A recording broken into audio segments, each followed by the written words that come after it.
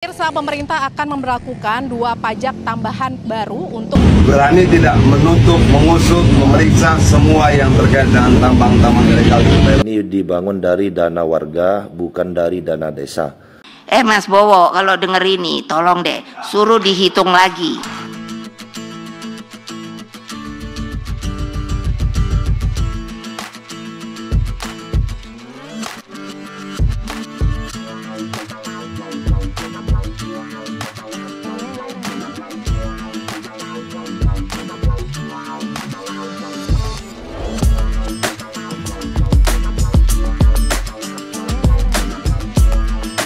Assalamualaikum warahmatullahi wabarakatuh. Berjumpa kembali dengan Roblia pertama. Teman-teman sahabatku semuanya, gimana kabar kalian? Mudah-mudahan kalian semuanya baik-baik saja beserta keluarganya di sana.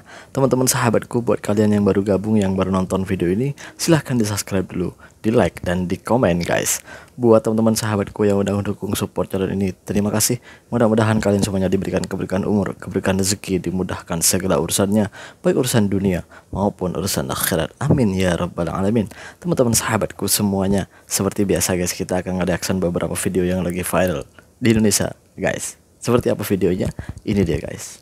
Pemirsa, pemerintah akan memberlakukan 2 pajak tambahan baru untuk kendaraan bermotor pada 5 Januari 2025. 2 pajak tambahan baru tersebut antara lain adalah Obsen Pajak Kendaraan Bermotor atau PKB dan juga Obsen BBNKB atau Bea Balik Nomor Kendaraan Bermotor.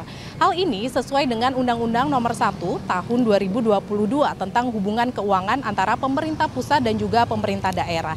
Dengan adanya penambahan 2 pajak tambahan baru tersebut, maka komponen yang harus dibayar oleh pengguna kendaraan ini juga bertambah, ada 7 komponen. Di antaranya adalah yang pertama adalah pajak kendaraan bermotor atau PKB, kemudian yang kedua adalah Obsen PKB, kemudian yang ketiga Bea Balik Nomor Kendaraan Bermotor atau BBNKB, lalu Obsen BBNKB, lalu juga tarif administrasi, kemudian juga ada tarif nomor kendaraan bermotor, kemudian sumbangan wajib dana kecelakaan lalu lintas.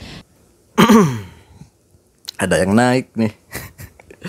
Aduh, di negara lain menurunkan pajak, sedangkan di tempat kita menaikkan pajak.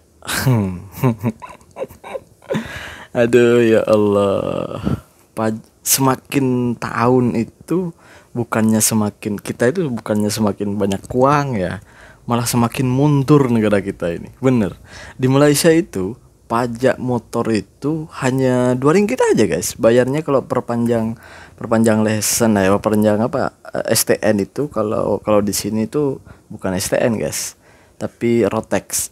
Kalau Rotex itu tinggal 2 ringgit aja, nggak banyak, 2 ringgit, sekitar 6.000 sampai 7.000 rupiah gitu aja 1 tahun guys.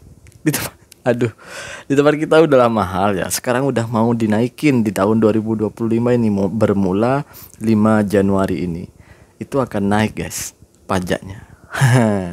Itu di semua kendaraan bermotor. Aduh, pokoknya motor-motor semuanya mau dinaikin nih pajaknya. Rakyat juga kan yang kena ini. Ini kita akan biarkan, nggak mau kita kritik gitu. Sedangkan di negara-negara lain itu sedang mau menurunkan pajak, sedangkan di kita mau menaikkan pajak. Rakyat aja diperes sampai semuanya yang di sana itu kaya-kaya. Rakyat makin miskin dong. Astagfirullahaladzim. Kenapa sih nggak contoh Malaysia gitu? Ada usulan itu yang menarik dulu di PKS, di partai PKS itu sangat menarik. Itu mau meniru sistem di Malaysia. Itu gue setuju, karena itu tidak membebani rakyat lah gitu. Intinya pajak motor itu akan ada bayaran lah, seperti di Malaysia lah, cuman 2 ringgit aja, cuman berapa ribu aja gitu. Cuman ya usulan dari PKS itu 5.000 rupiah gitu untuk motor yang 150 cc ke bawah. Itu gue setuju, tapi gue nggak tahu apa lobby-lobby yang dilakukan oleh pemerintah sehingga PKS itu sampai sekarang tuh diam. Ya apalagi sekarang partai PKS itu udah masuk ke pemerintahan, ya semakin diam dong. Itulah di Indonesia itu. Aneh. Kita berlanjut ke video yang selanjutnya. Ini dia guys. Ini deh guys, apa ini Pak Bahlil? Ya, saya Adi Napitupulu, saya mau sampaikan pesan pada Menteri SDM yang baru, Pak Bahlil. Saya saat ini di Kalimantan Timur, saya mendapatkan informasi banyak sekali tentang tambang-tambang ilegal, salah satunya itu di Kutai Barat. Di sini waktunya Pak Bahlil diuji, berani tidak menutup, mengusut, memeriksa semua yang terkait dengan tambang-tambang ilegal di Kutai Barat. Ditunggu kinerjanya Pak Bahlil. Merdeka. Nah itu dengerin tuh para menteri yang bergerak di bidang ini gitu, di bidang pertambangan ini gitu. Banyak tuh, bukan hanya di Kutai sebenarnya. Ini yang dikatakan abang ini di Kutai ya, di Kutai itu banyak tambang ilegal, artinya tidak punya izin tuh. Itu gimana tuh? Itu bahkan udah bertahun-tahun, bahkan berpuluhan tahun. Bukan hanya 1-2 bulan, tapi sudah bertahun-tahun, berpuluhan tahun. Kemana negara? Apakah mereka sengaja dilindungi atau gimana tuh? Kenapa dibiarkan?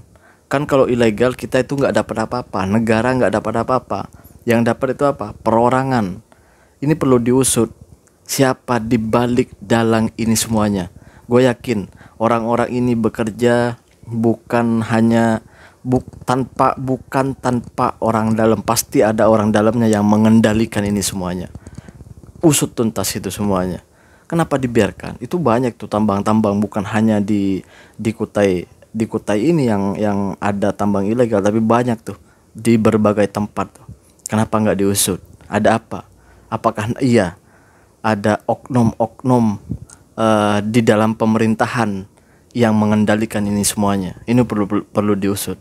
Kenapa sampai berpuluhan tahun? Kenapa sampai bertahun-tahun? Apakah pemerintah itu tuli telinga, buta mata, atau gimana? Kan iya. Kita berlanjut ke video yang selanjutnya. Ini dia guys.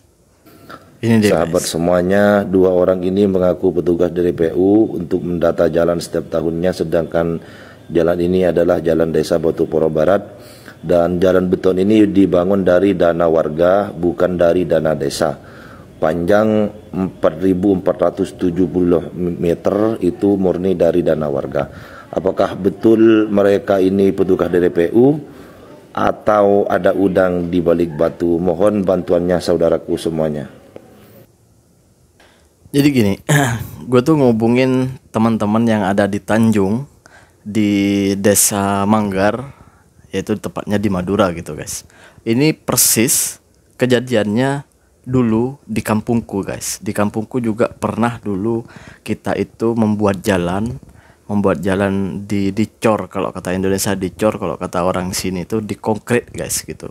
Jadi kita itu ngumpulin uang, itu ambil uang ke rumah-rumah gitu untuk beli simen, beli pasir, untuk baiki jalan gitu, untuk memperbaiki jalan gitu.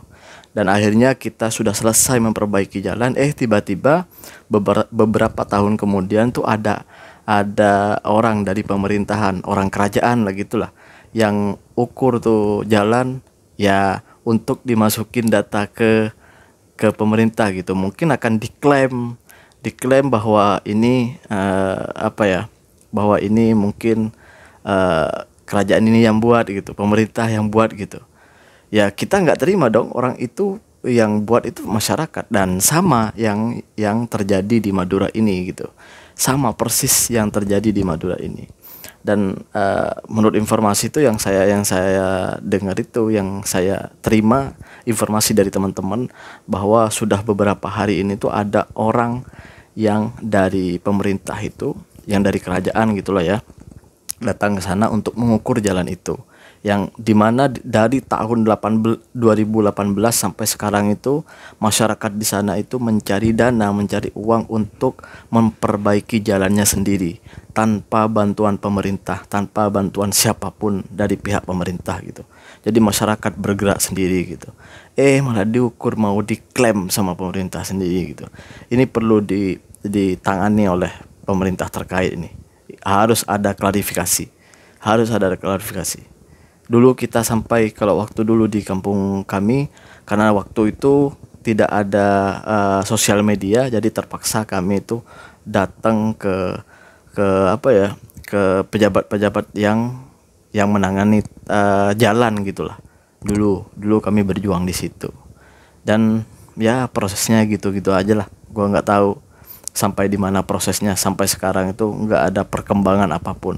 Seperti itulah Indonesia. Apakah iya kita akan membiarkan itu semuanya untuk kalian nih yang selalu mencari kesalahan negara lain tapi buta dengan kesalahan negara sendiri. Kita berlanjut ke video yang selanjutnya. Ini deh guys. Mas Bowo, kalau denger ini tolong deh suruh dihitung lagi. Katanya mau kasih makanan gratis. Ya. Setuju saya. Lah benar lah. Tapi apa? Saya hitung lah, saya juga tukang masak kok. Ibu saya tuh orang Sumatera, Bengkulu. Jadi tradisi apa? Putri pertama harus pintar masak. Alhamdulillah. Ku hitung kan 10.000 toh. Iya, apa yo? Apalagi sekarang harga naik. Mas Bowo, kalau denger ini tolong deh suruh dihitung lagi. Benar, jadi ada wacana dari Presiden Prabowo itu karena ini janji politik waktu kampanye. Waktu beliau mau menjadi calon presiden itu berjanji akan membuat makan gratis untuk untuk anak sekolah, untuk ibu hamil dan untuk orang tua lah gitu. Jadi porsi makanannya itu Rp10.000, setara dengan Rp2.80 lah gitu ya, Rp2.80. Sekarang logikanya gini, di Malaysia itu barang-barang tuh murah kan dibandingkan di Indonesia. Rp2.80 tuh bisa nggak untuk makanan satu porsi nasi, sayur dengan lauk. Ini yang katanya Prabowo itu kan makanan sehat. Kalau makanan sehat itu artinya 4 sehat 5 sempurna. Ada susu, ada sayur, ada daging, ada pokoknya 4 sehat 5 sempurna. Bisa nggak di Malaysia seperti itu? Rp2.80 tapi bisa menyehatkan. Bisa nggak secara logika? Apalagi di Indonesia guys. Di Indonesia tuh lebih mahal, harga bahan pokok itu lebih mahal daripada Malaysia. Sedangkan di Malaysia aja nggak cukup Rp2.80 untuk jadi satu porsi makanan. Apalagi di Indonesia yang notabene barang makanan itu lebih mahal dari Malaysia. Gimana menurut kalian? Silahkan komen di bawah guys. Terima kasih buat semuanya yang udah nonton. Assalamualaikum warahmatullahi wabarakatuh. Jangan lupa sholawat guys.